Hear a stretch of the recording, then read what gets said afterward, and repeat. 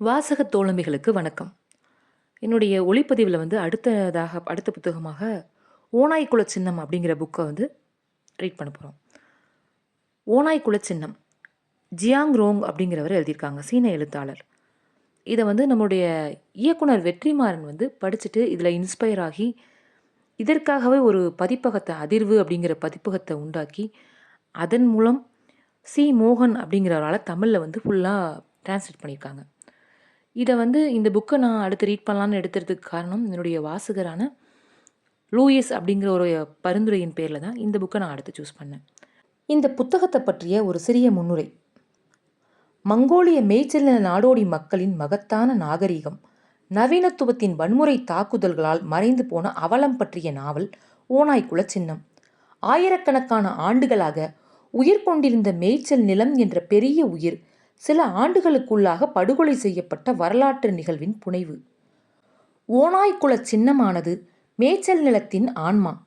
மங்கோலிய மேய்ச்சல் நில நாடோடி மக்களின் ஞான குருவாகவும் போர்க்கடவுளாகவும் மேய்ச்சல் நில காவலனாகவும் குல சின்னமாகவும் விளங்கிய ஓநாய்கள் புரட்சிகர நடவடிக்கைகள் மூலம் அழித்து ஒழிக்கப்பட்டு மேய்ச்சல் நில ஆன்மா சிதைவுற்ற கதை. மேய்ச்சல் நில ஓநாய்களின் வசியத்திற்கு ஆட்பட்டு ஓநாய்கள் குறித்து நேரடி அனுபவமும் ஞானமும் பெறுவதற்காக ஒரு ஓநாய்க்குட்டியை எடுத்து வளர்த்த ஒரு சீன இளைஞனின் பார்வையில் உருவாகியிருக்கும் படைப்பு. 2004ஆம் ஆண்டு வெளியான இந்த சீன நாவல் அதற்கு அடுத்த 2 ஆண்டுகளுக்கு உள்ளாக சீனாவில் 40 லட்சம் பிரதிகள் விற்பனையானது. இங்கு புல்லும் மேய்ச்சல் நிலமும் தான் பெரிய உயிர், மற்றவை சிறிய உயிர்கள். அவை உயிர் வாழ்வதற்கு பெரிய உயிரையே சார்ந்திருக்கின்றன. ஓநாய்களும் மனிதர்களும் கூட சிறிய உயிர்கள்தான். புல்லை தின்னும் ஜீவன்கள் இறைச்சி உண்ணும் ஜீவன்களை விட மோசமானவை. உன்னை பொறுத்தவரை மான்கள் மீது இரக்கம் காட்ட வேண்டும், புல்வெளி மீது இரக்கம் காட்ட வேண்டியதில்லை, அப்படித்தானே? மான்களுக்கு தாகம் ஏற்படும் பொழுது அவை தண்ணீர் குடிக்க நதிக்கு விரைகின்றன. குளிரெடுத்தால் மலையில் ஒரு இதமான இடத்துக்கு ஓடி குளிர்காய்கின்றன. ஆனால் புல் பெரிய உயிர், எனினும் அது மிக எளிதாக சிதையக்கூடிய மிக பரிதாபகரமான உயிர். அதன் வேர்கள் ஆழமற்றவை, அதன் மண் மிக லேசானது. அது நிலப்பிரதேசத்தில்தான் வாழ்கிறது என்றாலும் அதனால் ஓட முடியாது. எவரும் அதன் மீது ஏறி மிதிக்கலாம், உண்ணலாம், மெல்லலாம், கசக்கலாம். குதிரை அதன் பெரும் பரப்பில் மூத்திரம் அடிக்கலாம். அது மணலிலோ பாறை பிளவிலோ முளைத்து வளர்ந்தால் இது இன்னும் குறைந்த நாட்களே உயிர் வாழும். அவை பூட்பதில்லை என்பதால் அவற்றால் தம் விதைகளை பரப்ப முடியாது. மங்கோலியர்களாகிய எங்களை பொறுத்தவரை புல்லை விட வேறெதுவும் எங்களுடைய இரக்கத்துக்கு உரியதல்ல. ஓநாய்க்குல சின்னம். அத்தியாயம் 1. ஜென்சன் தான் பதுங்கியிருந்த பனிக்குகையிலிருந்து தொலைநோக்கி கருவியின் மூலம் பார்த்த பொழுது மங்கோலிய மேய்ச்சல் நில ஓநாயின் தீர்க்கமான பார்வையை கண்டான். அவனுடைய உடலின் மெல்லிய முடிகள் முள்ளம்பன்றியினுடையதைப் போல குத்திட்டு அவனுடைய தோளில் இருந்து சட்டையை உண்மையிலேயே இழுத்து வெளியேற்றுவதைப் போல் இருந்தன. அங்கு அவனுக்கு பின்னால் முதியவர் பில்ஜி இருந்தார். இம்முறை அவனுடைய உடலில் இருந்து அவனுடைய ஆன்மா வெளியேறுவதைப் போல ஜென் உணரவில்லை. ஆனால் வியர்த்து கொட்டியது. அவன் மேய்ச்சல் நிலத்தில் 2 ஆண்டுகளாக தங்கியிருந்த பிறகும் மங்கோலிய ஓநாய்கள், குறிப்பாக ஓநாய் கூட்டங்கள் பற்றிய பயம் அவனுக்கு போகவில்லை.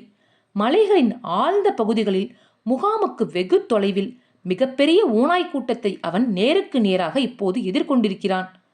அப்போது அவனுடைய மூச்சுக்காற்று நடுங்கியது. அவனிடமோ பில்ஜியிடமோ ஆயுதம் ஏதும் இல்லை. துப்பாக்கிகள், கத்திகள், சுருக்கு கயிற்று தடிகள், குதிரையில் அமரும் பொழுது காலில் மாட்டிக்கொள்ளக்கூடிய மிக சாதாரணமான ஒரு ஜோடி உலோக வளையங்களோ கூட அவர்களிடம் இல்லை. அவர்களிடம் இருந்ததெல்லாம் 2 மேய்ச்சல் தடிகள் மட்டுமே. ஓநாய்கள் அவர்களுடைய வாசனையை பிடித்துவிடும் பட்சத்தில் அவர்களுடைய வான் சமாதி முன்னதாகவே நிகழ்ந்துவிடும். மற்றொரு தொலைநோக்கியின் மூலம் ஓநாய்கள் வட்டமாய் சூழ்ந்திருப்பதை பார்த்து கொண்டிருந்த முதியவரை நோக்கி ஜென் திரும்பிய பொழுது அவன் பதற்றத்தோடு மூச்சு விட்டான். அதைவிடவும் மிகுந்த தைரியம் உனக்கு தேவைப்பட போகிறது என்று பில்ஜி மென்மையாகச் சொன்னார். நீ ஒரு ஆட்டைப் போல இருக்கிறாய். உன்னுடைய எலும்புகளில் ஓநாய்கள் பற்றிய பயம் இருக்கிறது. இங்கு நடந்த எந்த ஒரு சண்டையிலும் உங்களால் வெற்றி பெற முடிந்ததில்லை என்பதற்கு இதுவே ஒரே விளக்கமாக இருக்கும். அவரிடம் இருந்து எந்த ஒரு பதிலும் இல்லை. அவர் குனிந்து தனிந்த குரலில், திடமாக இரு, நம்மிடம் இருந்து ஏதேனும் ஒரு அசைவை அவை கவனித்து விட்டால் நம் கதி அவ்வளவுதான் என்றார். ஜென் தலையசைத்தான்.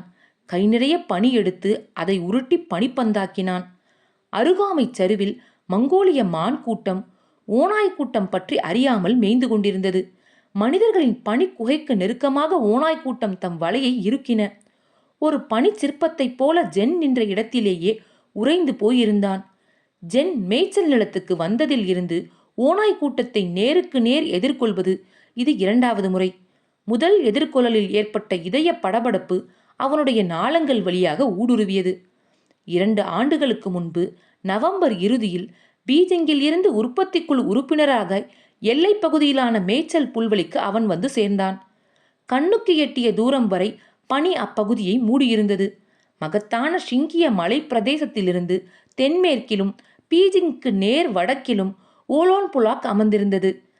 புற மங்கோலியாவோடு சேர்ந்த அது எல்லையை பங்கிட்டிருந்தது. வரலாற்று ரீதியாக மஞ்சூரியாவுக்கும் மங்கோலிய புல்வெளி பிரதேசத்துக்கும் இடையேயான தென் பிராந்திய பாதையாக அது இருந்தது. மேலும் பெரும் திரளான மக்களுக்கும் நாடோடி பழங்குடியினருக்கும் இடையேயான யுத்தங்களுக்கான பகுதியாகவும் இருந்தது. நாடோடிகளுக்கும் விவசாயிகளுக்கும் இடையே தங்களுடைய மேல் ஆதிக்கத்தை நிறுவுவதற்கான போராட்ட களமாகவும் எப்போதுமே இருந்திருக்கிறது. படித்த இளைஞர்கள் என்று சொல்லப்படுகிற பீஜிங் மாணவர்களுக்கு அதுவரை குடில்கள் ஒதுக்கப்படாத நிலையில் ஜென் முதியவர் பில்ஜியுடனும் அவருடைய குடும்பத்தாருடனும் வசிப்பதற்கு அனுப்பப்பட்டான். ஆடு மேய்ப்பவனுக்கான கடமைகள் அவனுக்கு கொடுக்கப்பட்டன. அவன் அங்கு வந்து சேர்ந்து 1 மாதத்துக்கும் கொஞ்சம் மேலாக ஒரு நாள் ஆகியிருந்தது. 80 லீ, அதாவது லீ என்பது 1 மைலில் 1/3 பங்கு தூரம். 80 லீ தொலைவில் உள்ள தலைமையிடத்திற்கு பாடக்குறிப்புகள் மற்றும் சாதனங்களோடு அன்றாட தேவைகளுக்கானவற்றையும் வாங்கி வர அவனும் முதியவரும் அனுப்பப்பட்டனர். அவர்கள் திரும்புவதற்கு சற்று முன்பாக புரட்சிகர குழு கூட்டத்தில் கலந்து கொள்ளும்படி முதியவருக்கு தெரிவிக்கப்பட்டது. பாடம் சம்பந்தப்பட்டவை தாமதமின்றி விநியோகிக்கப்பட வேண்டும் என்று தலைமையகம் சொன்னதால் தனியாக செல்லும்படி ஜென்னுக்கு தெரிவிக்கப்பட்டது. அவன் கிளம்புவதற்கு தயாரான சமயத்தில் பெரியதும் வேகமாக செல்லக்கூடியதும் பாதையை நன்கு அறிந்ததுமான தன்னுடைய குதிரையை முதியவர் அவனுக்கு கொடுத்துவிட்டு அவனுடைய குதிரையை மாற்றிக்கொண்டார். குறுக்கு வழியை தேர்ந்தெடுக்காமல் வண்டிப்பாதையில் செல்லும்படி ஜென்னை பில்ஜி எச்சரித்தார். அப்பாதையில் 20 அல்லது 30 லீ தூரத்தில் குடில்கள் காணப்படும் என்பதால் எவ்வித அசம்பாவிதமும் நேராமல் தன் பயணத்தை அவனால் அமைத்து கொள்ள முடியும். குதிரை மீது ஏறி அமர்ந்து கிளம்பியதும் மங்கோலிய குதிரையின் சக்தியை ஜென் உணர்ந்தான். முழு வேகத்தில் பாய்ந்து செல்வதற்கான உத்வேகம் எழுந்தது. ஒரு மேட்டினை அடைந்த பொழுது அங்கிருந்து படைக்குழுமம் தங்கியிருந்த சிகானூல் மலையின் உச்சியை பார்க்க முடிந்தது. முதியவரின் எச்சரிக்கையை மறந்து அவன் பாதையை விட்டு விலகினான். மலையை சுற்றி வளைத்து செல்லும் வண்டிப்பாதை 20 லீ கூடுதல் தூரம் கொண்டது. முகாமுக்கு நேரடியாக போய் செய்கிற குறுக்கு வழி பாதையில் தன் பயணத்தை தொடர்ந்தான். வெப்பம் தணியத் தொடங்கியது. அவன் தன் இருப்பிடத்திற்கு பாதி தூரத்தில் இருக்கும் பொழுது சூரியன் கடும் குளிரால் நடுக்கம் கொண்டு தன் புகலிடமான தொடுவானத்தை அடையும் முன்பே பார்வையில் இருந்து விலகியது. பனி படர்ந்த நிலப்பரப்பில் இருந்து கடுமையான குளிர்காற்று மேலெழுந்தது. ஜென்னின் தோளாடை இறுகி உடைந்துவிடக்கூடும் என்பது போல மாறியது. அவன் குதிரை மீது அமர்ந்திருந்த தோளில் உறைபனி படர்ந்திருந்தது. பனிப்பொழிவு மேலும் கடுமையாகியதாலும் பாதை வழியில் சிறு சிறு குன்றுகள் எதிர்ப்பட்டதாலும் வேகம் மட்டுப்பட்டது. குடி அமர்வுக்கான எவ்வித அறிகுறிகளும் தென்படவில்லை. குதிரை நேராகவும் மிதமாகவும் துரித நடையில் சென்றதால் எந்த வேகத்தில் எந்த திசையில் செல்வது என்பதையே குதிரையே தீர்மானித்து கொள்ளட்டும் என்பதான சகஜ உணர்வு ஜென்னிடம் ஏற்பட்டு கொஞ்சம் நிம்மதியடைந்தான். மேலும் எந்த அளவு கடினமாக உழைக்க வேண்டும் என்பதையும் அதுவே முடிவு செய்யட்டும் என ஆறுதலாக இருந்தான்.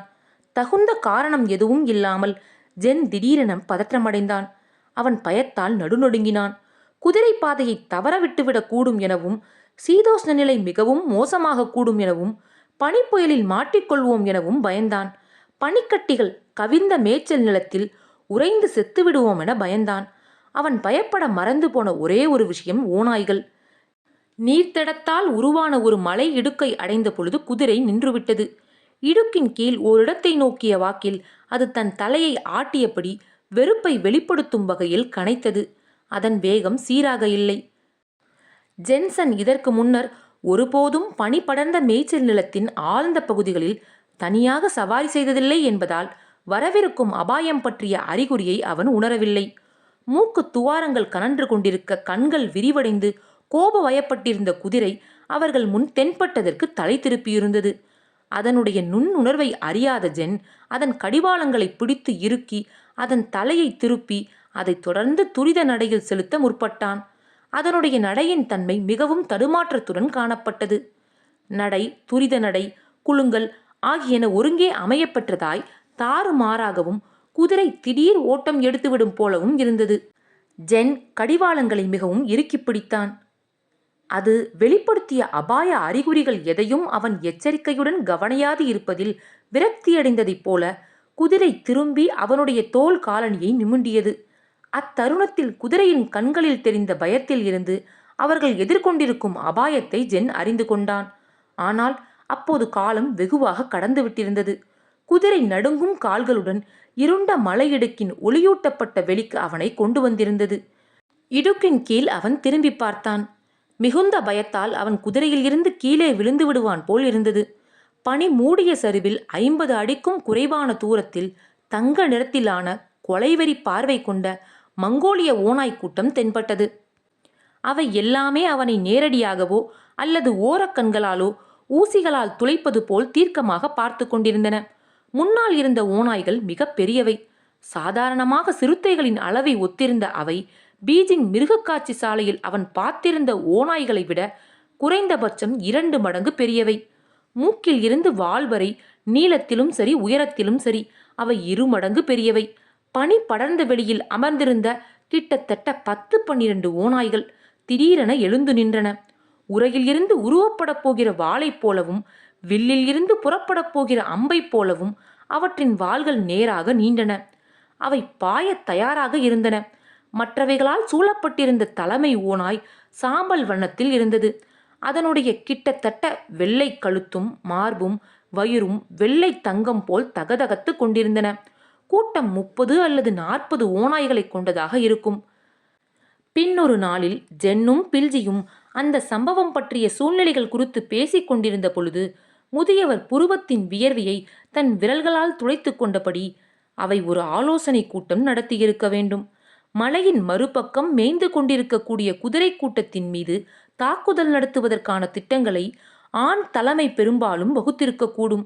அவற்றின் தோல் மினுமினுப்பிலிருந்து அவை பசியோடு இல்லை என்பதையும் உன்னுடைய அதிர்ஷ்டத்தையும் நீ அறிந்து கொண்டிருக்கலாம் என்றார் பெரியவர்.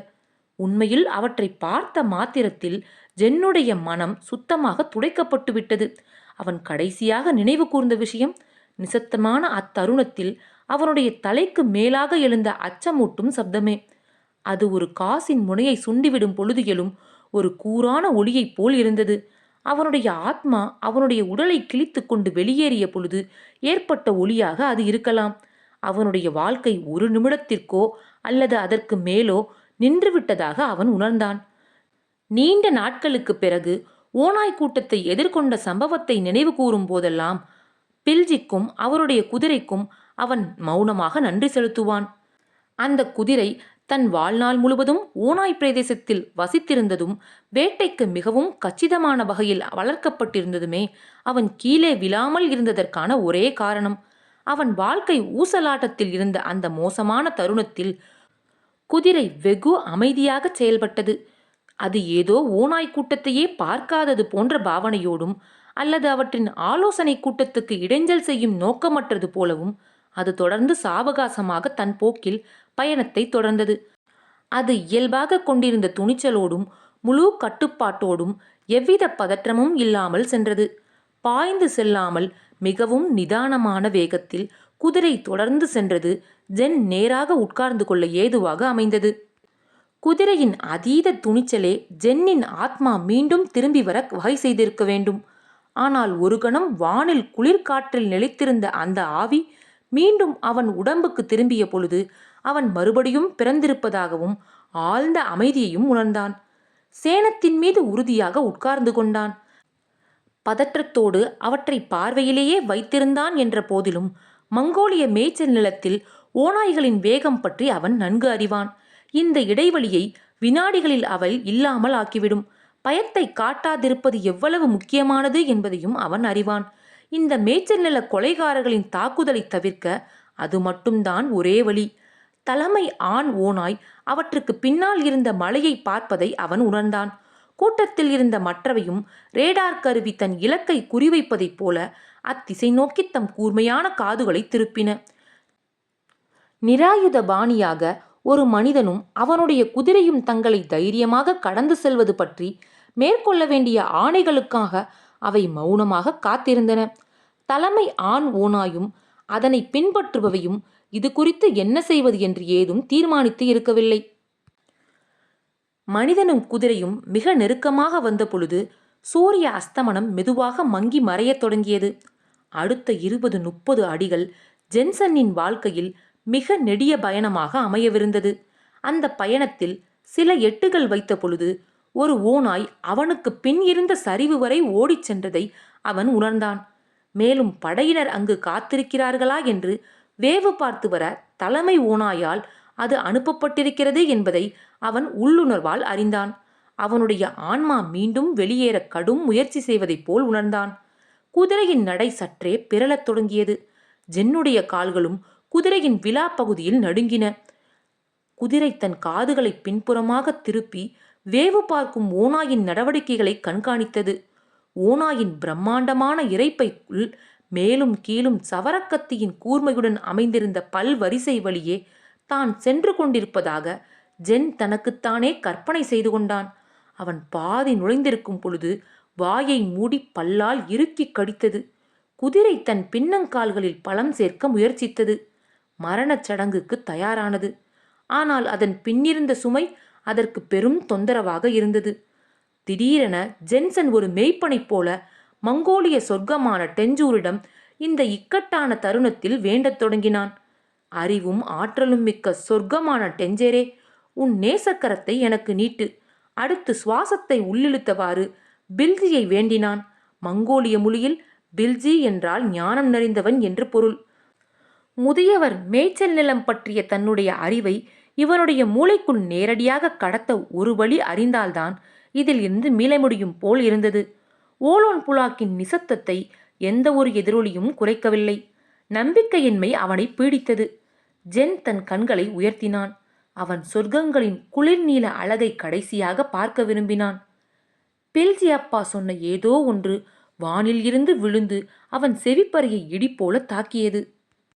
துப்பாக்கிகள், சுருக்கு கயிற்று தடி மற்றும் உலோகத்தால் செய்யப்பட்ட எந்த ஒரு பொருளுக்கும் ஓநாய்கள் பயப்படும்.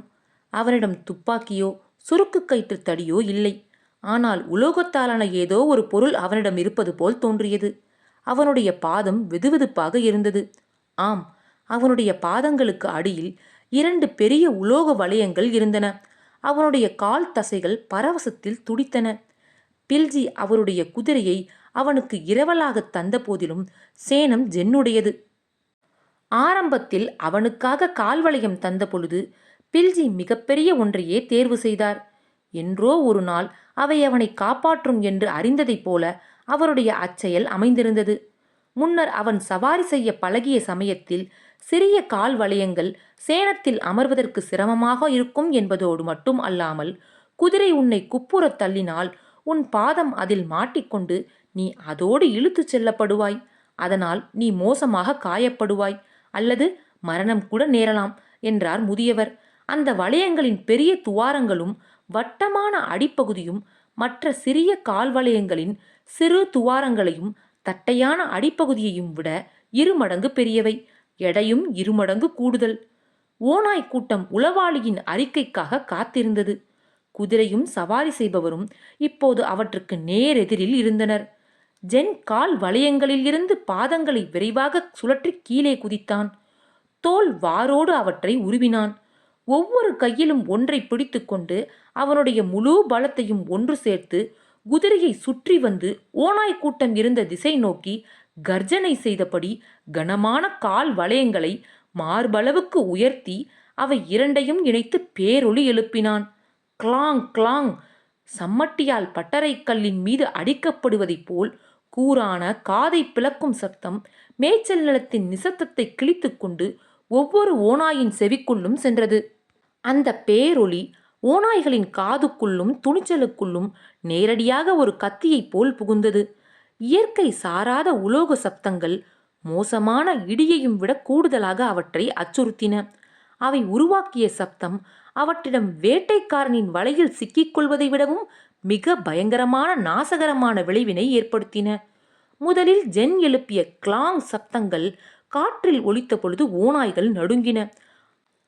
அடுத்து சிதறிய சப்தம் அவற்றை திரும்பச் செய்தன. தலைமை ஓநாய் வழிநடத்த அவை மலைகளுக்குள் மஞ்சள் புயலைப் போல பாய்ந்து சென்றன.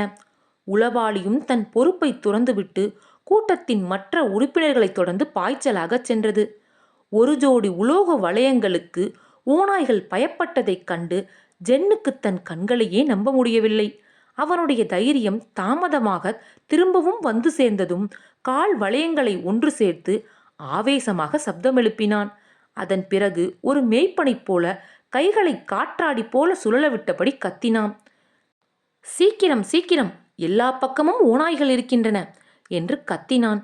அவனுக்கு தெரிந்தவரை மங்கோலிய மொழியை ஓநாய்கள் புரிந்து கொள்வதோடு மனித சைகைகளின் அர்த்தமும் அவற்றுக்கு தெரியும். ஒருவேளை வேட்டைக்காரர்களால் வலை விரிக்கப்பட்டிருப்பதாக கருதி அவை பயப்பட்டு கலைந்து போயிருக்கலாம்.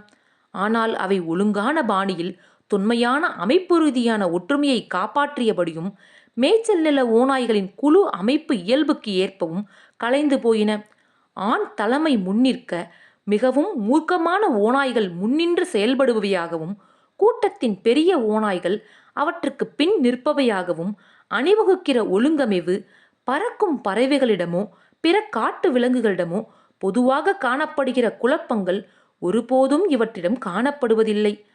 அக்காட்சியைக் கண்டு ஜென் வியப்படைந்தான். ஒரு நொடியில் ஓநாய் கூட்டம் எந்தவித தடயமும் இன்றி மறைந்து போனது. அந்த மலை இடுக்கில் மிஞ்சியிருந்தது எல்லாம் வெண்பனி மூட்டமும் சுழித்து ஓடும் பனிச்செதில்களும் மட்டுமே. இதற்கு இடையே இரவு கவிழ்ந்தது. ஜென் குதிரை மீது ஏறி கால் வளையங்களுக்குள் கால்களை முழுவதுமாக பொருத்திக் கொள்வதற்கு முன்பாகவே குதிரை மின்னலென கிளம்பி அண்மையில் உள்ள முகாமை நோக்கி விரைந்தது. கடும் குளிர்காற்று அவன் உடலெங்கும் பரவி சென்றது. அவன் உடலிலிருந்து வெளிப்பட்ட குளிர் வியர்வை ஐஸ் கட்டியாக மாறியது. ஓநாயின் இறைப்பையில் இருந்து தப்பியதைத் தொடர்ந்து டெங்கரிடமும் பக்தி பாராட்டுபவனாகவும் அங்கு வசித்த மங்கோலிய வாசிகளைப் போலவே உடனடியாக மாறிப்போனான். மேலும் அவனிடம் மங்கோலிய ஓநாய்களிடத்து பயம், பக்தி, மோகம் ஆகியன கலந்த ஒரு மனோபாவம் உருவானது. அது அவனுடைய ஆன்மாவை தொட்டுவிட்டது. இவ்வளவு வலிமையான ஈர்ப்பை அது எப்படி தன்வசம் கொண்டுள்ளது? அடுத்த 2 வருடங்களுக்கு ஜென்னின் பார்வையில் மற்றுமொரு ஓநாய் கூட்டம் தென்படவில்லை. அவன் பகலில் ஆடுகளை மேய்த்து கொண்டிருக்கும் பொழுது எப்போதாவது தனித்த ஒரு ஓநாயையோ சமயங்களில் 2 ஓநாய்களையோ வெகு தொலைவில் கண்டிருக்கிறான். அவன் முகாமில் இருந்து வெகு தொலைவு தள்ளியிருந்த சமயங்களில் கூட ஒரு நேரத்தில் 4 அல்லது 5 ஓநாய்களுக்கு மேல் கண்டதில்லை. எனினும் ஓநாய்களால் கொல்லப்பட்ட ஆடு, மாடு, குதிரைகளின் எச்சங்களை அவன் அடிக்கடி பார்த்திருக்கிறான். 1-2 செத்த ஆடுகள் அல்லது 3-4 மாடுகள், 4 அல்லது 5 குதிரைகள் என அவை இருக்கும். ஆனால் சமயங்களில் இறந்த உடல்கள் பரந்த வெளியெங்கும் சிதறி கிடக்கும். அவன் மக்களை சந்திக்க செல்லும் பொழுது வழக்கமாக ஓநாய்களின் தோள்கள் உயர்ந்த கம்பங்களில் காற்றில் கொடிகள் பறப்பதைப் போல தொங்கிக் கொண்டிருப்பதை பார்த்திருக்கிறான். இப்போது பனிக்குகையில் பில்ஜி ஒரு சிறு அசைவுமின்றி படுத்த வாக்கில் கிடந்தார். மான்கள் சரிவில் புல் மேய்ந்து கொண்டிருப்பதையும் ஓநாய் கூட்டம் மிக மெதுவாக நகர்ந்து அவற்றை நெருங்குவதையும் அவருடைய கண்கள் உன்னிப்பாக பார்த்து கொண்டிருந்தன. அமைதியாக இரு என்று ஜென்னிடம் முணுமுணுத்தார். ஒரு வேட்டைக்காரனாக நீ முதலில் அவசியம் அறிய வேண்டிய பாடம் பொறுமை. பில்ஜி அவனுக்கு பக்கத்தில் இருப்பது ஆறுதலாக இருந்தது. ஜென் தன் கண்களை கசக்கியவாறு பனிப்படலத்தை நீக்கிவிட்டான். பில்ஜியை அமைதியாக பார்த்தபடி தன்னுடைய தொலைநோக்கியை மறுபடியும் தூக்கி பிடித்து மான்களையும் ஓநாய்களையும் பார்வையிட்டான். முன்னர் அவன் ஓநாய்களை எதிர்கொண்ட சம்பவத்தில் இருந்து நாடோடிகளான மேய்ச்சல் நில வாசிகள் ஒருபோதும் ஓநாய்களால் சூடப்படுவதிலிருந்து வெகு தொலைவில் இல்லை என்பதை புரிந்து கொண்டான். அநேகமாக ஒவ்வொரு இரவும் 100 லீ மற்றும் அதற்கு அதிகமான தொலைவில் புல்வெளி பிரதேசத்தின் புற எல்லைகளில், குறிப்பாக உறைபனி காலத்தில் ஓநாயின் ஆவி வடிவிலான உருவங்களை அவன் பார்த்திருக்கிறான். 2 அல்லது 3 சமயங்களில் 5 அல்லது 6 ஓநாய்கள் தங்கள் ஜொலிக்கும் பச்சை வெளிச்ச கண்களோடு சுற்றித் திரியும். ஓர் இரவு அவனும் பில்ஜியின் மருமகளான கஸ்மாயும் பிளாஷ் லைட்டுகளின் துணையோடு 25 ஓநாய்கள் திரிவதை கண்டிருக்கிறார்கள். கொரில்லா போராளிகளைப் போலவே நாடோடிகளும் எளிமையான வாழ்க்கை முறையை கடும் முயற்சியோடு மேற்கொள்பவர்கள். பனிக்காலத்தில் கனத்த வண்டிகளும் நீளமான விரிப்புகளாலான தற்காலிக வேலிகளும் கொண்டு ஆட்டுப்பட்டிகள் அரைவட்ட வடிவில் அமைக்கப்படும். இந்த வேலிகள் காற்று வருவதை தடுக்க உதவுமே தவிர ஓநாய்கள் வருவதை தடுப்பதில்லை. தெற்கு பகுதியிலான பெரிய திறப்பினை நாய்களின் கூட்டமும் பெண்களும் காவல் புரிந்து கண்காணிப்பார்கள். அவ்வப்போது ஓநாய்கள் பட்டிகளுக்குள் நுழைந்து நாய்களோடு சண்டையிடும். குடில்களின் சுவர்களில் மோதும் உடல்களின் சப்தம் மறுபக்கம் உறங்கிக் கொண்டிருப்பவர்களை எழுப்பிவிடும். ஜென்சனுக்கு 2 முறை இவ்விதம் நேர்ந்திருக்கிறது. அடிக்கடி 2 தரைவிருப்புகளின் தூரத்திற்குள் தான் நாடோடிகள் ஓநாய்களிடமிருந்து விலகி இருந்திருக்கிறார்கள். இரவில் ஓநாய்கள் வேட்டைக்காக வரும்பொழுது ஜென் லேசாக தூங்கி போயிருப்பான். கஸ்மாயிடம் அவள் காவல் புரியும் பொழுது ஓநாய் ஏதும் பட்டிக்குள் எப்போதாவது நுழைந்தால் அவனை கூப்பிடும்படி கேட்டிருந்தான். ஓநாயை விரட்டி அடுக்க அவளுக்கு உதவி செய்வதாகவும் தேவைப்பட்டால் அதனுடன் நேருக்கு நேர் மோதுவதாகவும் அவளிடம் உறுதியளித்திருந்தான். பில்ஜி தன் குறுந்தாடியை தடவியபடி சிரித்துக்கொண்டே ஓநாய் மீது இவ்வளவு ஈடுபாடு கொண்ட ஒரு சீனனை அவர் இதுவரை கண்டதில்லை என்று கூறுவார். பீஜிங்கிலிருந்து வந்திருக்கும் ஒரு மாணவன் வழக்கத்துக்கு மாறாக பெரிதும் ஓநாய்கள் மீது ஈடுபாடு காட்டுவதில் அவர் சந்தோஷமடைந்திருப்பது தெரிந்தது. அங்கு அவனுடைய முதல் பனிக்காலத்தின் பொழுது பனி பெய்த ஓர் இரவில் ஓநாய்க்கும் நாய்க்கும் ஒரு பெண்ணுக்கும் இடையே சண்டை நடப்பதை கையில் பிளாஷ் லைட் ஏந்தியபடி ஜென் மிக நெருக்கமாக பார்க்க நேரிட்டது. ஜென் ஜென் ஜென்! கஸ்மாயின் வீறிட்ட கூப்பாடுகளும் நாய்களின் காட்டுத்தனப்பான குரைப்புகளும் ஜென்னை எழுப்பிவிட்டன. தன் காலணிகளை இழுத்துவிட்ட பிறகு மங்கோலிய மேலங்கியின் பட்டன்களை மாட்டிக்கொண்டு குடிலுக்கு வெளியே நடுங்கும் கால்களுடன் ஓடினான். கையில் மேய்ச்சல் தடியும் பிளாஷ் லைட்டும் இருந்தன. மிக நெருக்கமாக அடைக்கப்பட்டிருந்த ஆடுகளின் கூட்டத்தில் இருந்து ஓநாயை வெளியேற்றும் வகையில் ஓநாயின் வாளை கஸ்மாய் பிடித்து இழுத்து கொண்டிருப்பது பனியினூடாக பாய்ந்த விளக்கின் ஒளியிலிருந்து வெளிப்பட்டது. அவள் மீது எப்படியாவது தன் பற்களை பதிக்க ஓநாய் முயற்சி செய்தது. அதற்கு இடையே கொளுத்த முட்டாள் ஆடானது ஓநாயால் செயலற்று போய் கல்லாய் சமைந்தும் காற்றினால் கிட்டத்தட்ட உறைந்தும் போயிருந்தது. ஓநாயின் முன்பாதி நகர முடியாதபடி இருந்தது. தரையில் பாதத்தை ஊன்றி இருக்கவும் முன்னால் இருந்த ஆட்டை கடித்து கொண்டிருக்கவுமே அதனால் முடிந்தது. கஸ்மாயுடன் இழுபறி சட்டையிட்டு கொண்டிருக்கவே அதற்கு சரியாக இருந்தது. ஏதாவது உதவி செய்ய வேண்டுமென ஜென் தடுமாறினான். ஆனால் என்ன செய்ய வேண்டும் என தெரியவில்லை. கஸ்மாயின் 2 நாய்கள் அடைத்து கொண்டு கிடந்த ஆடுகளினால் வளைக்கப்பட்டிருந்தன. பெரிய ஓநாயை நெருங்க முடியாமல் அவள் வெறுமனே காட்டுத்தனமாக குறைத்து கொண்டிருந்தன. அதே சமயம் பில்ஜியின் 5 அல்லது 6 வேட்டை நாய்கள் அண்டை வீட்டாரின் நாய்களோடு சேர்ந்து பட்டியின் கிழக்கே மற்ற ஓநாய்களோடு சண்டையிட்டு கொண்டிருப்பது தெரிந்தது. குரைப்பு சப்தங்களும் ஊளை சப்தங்களும் நாய்களின் வேதனை மிகுந்த கதறல்களும் விண்ணையும் பூமியையும் உலுக்கின. ஜென் கஸ்மாய்க்கு உதவி செய்ய விரும்பினான். ஆனால் அவனுடைய கால்கள் கொஞ்சமும் நகர மறுத்தன. உயிருள்ள ஒரு ஓநாயை தொட்டு பார்க்கும் அவனுடைய வேட்கை மறைந்து போய் பயம் அவனை முடக்கி போட்டிருந்தது. கஸ்மாய் பதற்றத்தோடு கத்தினாள். நீ அங்கேயே இரு, எங்கள் பக்கத்தில் வராதே. ஓநாய் உன்னை கடித்துவிடும். இந்த ஆடுகளை கொஞ்சம் நகரச் செய்து நாய்கள் உள்ளே வர மட்டும் வழி செய் என்று கூறினாள். ஓநாயின் வாளை கஸ்மாய் மிகவும் கெட்டியாக இழுத்து கொண்டிருந்தாள். பின்னால் விழுந்து விடுவாள் போல் இருந்தாள். அவளுடைய நெற்றி வியர்வையில் குளித்திருந்தது. வாளை அவள் கெட்டியாக பிடித்திருந்தது ஓநாய்க்கு மிகுந்த வலி ஏற்படுத்தியதன் காரணமாக அது குளிர்ந்த காற்றை வாயால் உள்ளிழுக்கும்படி ஆயிற்று. அது திரும்பி தன்னை துன்புறுத்துபவரின் நகத்தால் கிழிக்க பிரயத்தனம் செய்தது. ஆனால் அதனால் இயலவில்லை. அது சட்டென பின்வாங்கி சுழன்று வாயை பிளந்து தன் கூரான கோரை பற்களை காட்டியபடி கஸ்மாய் முன் வந்தது. அவளது மயிர் தோளாலான அங்கியின் கீழ்ப்பகுதி பெரும் சப்தத்துடன் கிழிந்தது. அவளுடைய மங்கோலிய கண்களில் சிறுத்தையினுடையதைப் போன்ற ஒளி வீசியது. அவள் வாளின் பிடியை விட்டுவிடாது இருந்தாள். அவள் பின்னால் ஒரு குதி குதித்து மறுபடியும் மிருகத்தை நீட்டு வாக்கில் இருக்கும்படி செய்து நாய்களின் பக்கமாக அதை இழுக்க ஆரம்பித்தாள். பயத்தால் தன் வசம் இழந்து போன ஜென் என்ன செய்வதென்று தெரியாமல் கஸ்மாய் மீதும் ஓநாய் மீதும் வெளிச்சம் பாயும்படி ஒளிவிளக்கை பிடித்தான். பிறகு மேய்ச்சல் தடியால் அவனுக்கு பக்கத்தில் இருந்த ஆட்டின் தலை மீது அடித்தான். வெளிச்சம் மந்தை கூட்டத்தை பெரும் குழப்பத்தில் ஆழ்த்தியது. ஓநாய்க்கு பயந்து இருளில் கிடந்த அவை இடையில் பாய்ச்சப்பட்ட ஒளிக்கு எதிராக போராடும் வகையில் மீண்டும் ஒன்றோடு ஒன்று முடங்கிக் கொண்டன. ஜென்னால் அவற்றை விலக்க முடியவில்லை. இன்னும் மோசம் என்னவென்றால், ஓநாயுடனான இழுபறி சண்டையில் கஸ்மாய் தோற்று கொண்டிருந்ததை அவன் பார்த்தான். ஓநாய் அவளை முன்னுக்கு இழுத்து கொண்டிருந்தது. அம்மா, அம்மா! ஒரு குழந்தையின் பயந்த கதறல் காற்றை கிழித்து கொண்டு வந்தது.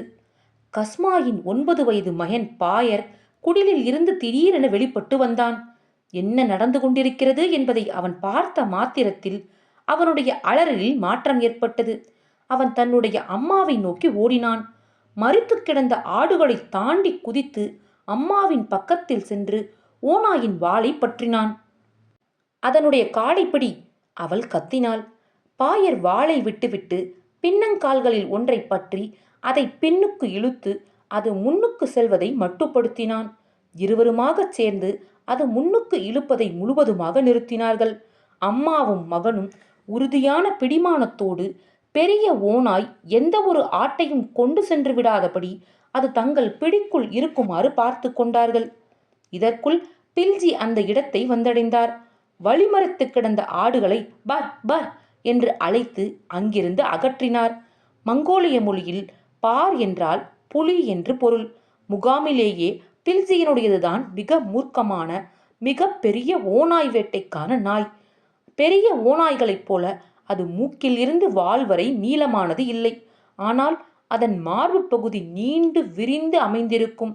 அதன் ஓரளவு திபெத்திய மரபு வழியும் இதற்கு காரணம்.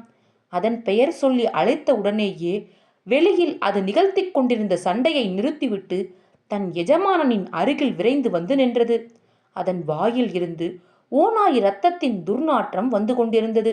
ஜென்னிடம் இருந்து பிளாஷ்லைட்டை பில்ஜி வாங்கி ஓநாய் மீது வெளிச்சத்தை பாய்ச்சினார். அது இன்னமும் ஆட்டு மந்துக்கு இடையேதான் இருந்தது. பார் ஆடுகளின் பின்புறமாக தாவி தலைகளின் மீது நடந்தபடியும் உருண்டும் புரண்டும் தட்டி தடவியும் ஓநாயை தாக்குவதற்காக சென்றது. ஓநாயை நோக்கி ஆடுகளை தள்ளிவிடு என பில்ஜி கத்தினார். அது வெளியேறிவிடாதபடி பட்டியில் அடைத்து விடுவோம். அவர் ஜென்சனின் கையை பிடித்து கொள்ள இருவருமாகச் சேர்ந்து ஓநாயையும் கஸ்மாயையும் நோக்கி ஆடுகளை தள்ளினார்கள். கடைசியாக பார் மோசமான சுவாசத்தோடு மூக்கில் இருந்து இரத்தம் வழிந்து கொண்டிருக்க கஸ்மாய் அருகில் வந்து நின்றது. ஆனால் ஓநாய் இன்னமும் ஆடுகளோடு இறுக்கமாக ஒட்டிக்கொண்டே இருந்தது. ஓநாயின் தோல் சேதமடையாத வகையில் ஓநாய்களின் பின்புறத்திலோ உடல் பகுதியிலோ கடிக்காதபடி மங்கோலிய வேட்டை நாய்கள் பயிற்சி பெற்றிருக்கின்றன. பார் தன்னுடைய பற்களை பதிப்பதற்கு ஏற்ற பகுதியை கண்டறிவதில் வெறியோடு இருந்தது. பார் தனது பக்கத்தில் இருப்பதை கவனித்த கஸ்மாய் பக்கவாட்டில் திரும்பி ஒரு காலை தூக்கி ஓநாயின் வாளை தன் இரு கைகளாலும் பற்றி தன் கால்களுக்கு இடையே அதை இறுக்கிக் கொண்டாள். பிறகு உரக்க கத்தியபடி தன் முழங்காலால் அதன் வாளை முறித்தாள். கடும் வலியால் உடல் அடைந்த வேதனையோடு ஓநாய் காயமடைந்த தன் வாளை பார்க்க திரும்பிய தருணமானது பார் அதன் தொண்டையை நோக்கி குறிவைக்க வழி அமைத்தது. ஓநாய் இஷ்டப்படி அதன் வலைநகத்தால் கீறட்டும் என விட்டுவிட்டு பார் அந்த மிருகத்தின் தலையிலும் மார்பிலும் தன் முள்ளங்கால்களை வைத்து அழுத்தியபடி கடிக்க ஆரம்பித்தது. ஓநாயின் தொண்டையில் இருந்த இரத்த குழாய்களில் இருந்து 2 இரத்த ஓடைகள் வெளியில் பாய்ந்து வந்தன. ஓரிரு நிமிடங்களுக்கு அது வெறி கொண்டு போராடியது. அதன் நீண்ட இரத்தம் தோய்ந்த நாக்கு பற்களின் வழியாக வெளித்தள்ளியது. கஸ்மாய் தன் முகத்தில் இருந்த ஓநாயின் இரத்தத்தை துடைத்துவிட்டு மூச்சு வாங்கினாள். ஜென்சனை பொறுத்தவரை அவளுடைய முகம் ஓநாயின் இரத்தத்தினால் தயாரிக்கப்பட்ட ஒப்பனைப் பொருளை பூசியிருப்பது போல் தோன்றியது. வரலாற்றுக்கு முந்தைய பெண்ணின் சித்திரத்தைப் போல அவள் அவனுக்கு தோன்றினாள். வீரம், வலிமை மற்றும் அழகு கொண்ட ஒரு சித்திரத்தை போன்று தோன்றினாள். இறந்து போன ஓநாயிடமிருந்து வெளிப்பட்ட இரத்த நெடி காற்றில் எழுந்தது. இரவின் இருளில் ஓநாய்கள் ஓட்டம் எடுத்து மறந்ததை அடுத்து கிழக்கு பக்கமாக குரைத்துக் கொண்டிருந்த நாய்களின் குரைப்பு சட்டென நின்றுவிட்டது. சற்று நேரத்திற்கு பிறகு வடமேற்கில் இருந்து சதுப்பு நில பகுதியில் இருந்து ஓநாய்களின் இரங்கல் ஊளைகள் அவற்றில் ஒன்று மறைந்து போனதற்கான துக்கத்தை வெளிப்படுத்தும் வகையில் வெளிப்பட்டன. நான் கொஞ்சமும் லாயக்கற்றவன். ஒரு ஆட்டைப் போலவே கொஞ்சமும் துணிச்சலற்றவன். ஒரு நாய் என்னை விடமும் பெருமதியானது. பெண்ணை பற்றி சொல்ல வேண்டியதே இல்லை. 9 வயது பையன் கூட பிரமாதமாக செயல்பட்டான் என ஜென் கூச்சத்தோடும் கடும் அவமானத்தோடும் கூறினான். ஒரு பின் சிரிப்போடு கஸ்மாய் தலையசைத்தாள். அப்படி இல்லை என்றாள் அவள். நீ உதவி செய்ய வந்திருக்காவிட்டால் ஓநாய்கள் நம்முடைய ஆடுகளை கொண்டு போயிருக்கும் என்றாள் கஸ்மாய். பில்ஜியும் புன்னகை செய்தார். ஒரு சீன மாணவன் ஆடுகளை நகர்த்துவதற்கு உதவியதையும் தன்னுடைய பிளாஷ் லைட்டால் அப்பகுதியில் வெளிச்சம் பாய்ச்சியதையும் நான் காண்பது இதுவே முதல் முறை என்றார். ஜென்சன் குனிந்து இறந்து கிடந்த ஓநாயின் மீது இன்னமும் இருக்கிற அதன் உடல் சூட்டை உணர்ந்தான். அது உயிரோடு இருந்த பொழுது அதன் வாளை பிடித்து இழுத்து கஸ்மாய்க்கு உதவ முடியாமல் போன தன் தைரியமின்மைக்காக அவன் தன்னைத்தானே வெறுத்தான். ஒரு சீன மாணவனுக்கு வெறும் கைகளோடு ஓநாயுடன் சண்டையிட கிடைத்த ஓர் அரிய வாய்ப்பை இழந்து விட்டதற்காக வேதனைப்பட்டான். ஓநாய் இறந்து கிடந்த பொழுதும் உயிருடன் இருந்ததைப் போலவே பயமேற்படுத்தியது. ஜென் பாரினுடைய பெரிய தலையை வருடி கொடுத்தான். அதனைத் தொடர்ந்து தைரியமடைந்து குந்தி உட்கார்ந்து பெரு விரலாலும் சுண்டு விரலாலும் இறந்து போன ஓநாயை அளந்து பார்த்தான். அதன் மூக்கில் இருந்து வால் நுனி வரை அளந்தான். அவனுடைய உயரத்தை விடவும் மிக நீளமாக இருந்தது. அவன் குளிர்ந்த காற்றை உள்ளிழுத்தான். முதியவர் பில்ஜி பிளாஷ் லைட்டின் மூலம் ஆட்டு மந்தையை பரிசோதித்து பார்த்தார். 3 அல்லது 4 ஆடுகளின் தடித்த வால்கள் கடிக்கப்பட்டு ஓநாயினால் தின்னப்பட்டிருந்தன. இரத்தம் சிதறிப்போய் உறைந்து கிடந்தது. இறந்து போன விலங்கின் உடலை பில்ஜியும் ஜென்னும் குடிலுக்கு இழுத்து சென்ற பொழுது சில ஆட்டு வாள்களுக்கு பதிலாக இவ்வளவு பெரிய ஓநாய் கிடைத்திருப்பது நல்ல பேரம்தான் என்றார் பில்ஜி. ஓநாயின் பாதங்கள் நாயினுடையதை விடவும் மிக பெரியவை. அவனுடைய உள்ளங்கையால் ஒன்றை அளந்த பொழுது இரண்டும் கிட்டத்தட்ட சமமாக இருப்பதை பார்த்தான். பனியிலும் மலைப்பாறைகளிலும் ஓநாய்கள் அனாயசமாய் ஓடுவதில் ஆச்சரியம் ஏதும் இல்லை என எண்ணினான். நாளை உனக்கு ஒரு ஓநாயின் தோலை எப்படி உரிப்பதென்று சொல்லித் தருகிறேன் என்றார் பில்ஜி. பார் மற்றும் பிற நாய்களுக்கான வெகுமதியாக பெரிய சட்டி நிறைய கரியோடு கஸ்மாய் வெளியில் வந்தாள். அவனை பின்தொடர்ந்து வந்த ஜென் பாரின் பெரிய தலையை வருடி கொடுத்தான். ஒரு சிறிய மேஜையின் அளவுக்கு இருந்த அதன் பின்புறத்தை தட்டி கொடுத்தான். நாய் நன்றியோடு தன் வாளை ஆட்டியது. நீ அந்த சமயத்தில் பயந்து விட்டாயா என்று ஜென் கேட்டான். ஆம், நிச்சயமாக என்று சின்ன சிரிப்போடு கஸ்மாய் சொன்னாள். பட்டியில் இருந்து ஆட்டை ஓநாய் கொண்டு போய்விடும் என்று பயந்துதான் போனேன். அப்படி ஆகியிருந்தால் என்னுடைய வேலை புள்ளிகள் அனைத்தையும் நான் இழந்திருப்பேன். நான் ஒரு உற்பத்தி குழுவின் தலைவி. நான் என் ஆட்டை இழந்திருந்தால் அது எவ்வளவு பெரிய அவமானமாக இருந்திருக்கும் என்பதை உன்னால் கற்பனை செய்ய முடியும் தானே? பெரிய நாயின் தலையை தட்டி கொடுக்க குனிந்த அவள், செயின் பார், நல்ல புலி என்று மீண்டும் மீண்டும் சொன்னாள். பார் தான் மென்று கொண்டிருந்த எலும்பை கீழே போட்டுவிட்டு தலையை நிமிர்த்தி தன் எஜமானியின் கையை நக்கி கொடுத்தது. சந்தோஷமாக வாளை ஆட்டியபடி சின்ன சின்னதாய் மூச்சு விட்டது. ஜென், ஜென், புத்தாண்டுக்கு பிறகு நான் உனக்கு ஒரு நாய்க்குட்டி தருவேன் என்றாள் கஸ்மாய். ஒரு நாயை வளர்ப்பதற்கு எவ்வளவோ வழிகள் இருக்கின்றன. நல்லபடியாய் கவனி, அது பாரை போல் வளரும். அவன் அவளுக்கு பலமுறை நன்றி சொன்னான். மீண்டும் குடிலுக்குள் வந்ததும் தான் செத்து விடுவோம் என பயந்து விட்டதாக ஜென் பில்ஜியிடம் ஒத்துக்கொண்டான். முதியவர் பில்ஜி சிரித்தார். நான் உன்னுடைய கையை பற்றிய பொழுது நீ ஒரு இலையைப் போல ஆடிக்கொண்டிருந்தாய். இப்படியான ஒரு சண்டையின் பொழுது உன்னுடைய கையில் கத்தி இருக்க வேண்டும் என்று நினைக்கிறாயா? நீ மேய்ச்சல் நிலத்தில் தங்க திட்டமிட்டு விட்டாய் என்றால் ஓநாய்களை விடவும் முரட்டுத்தனமாக இருக்க நீ கற்றுக்கொண்டே ஆக வேண்டும்.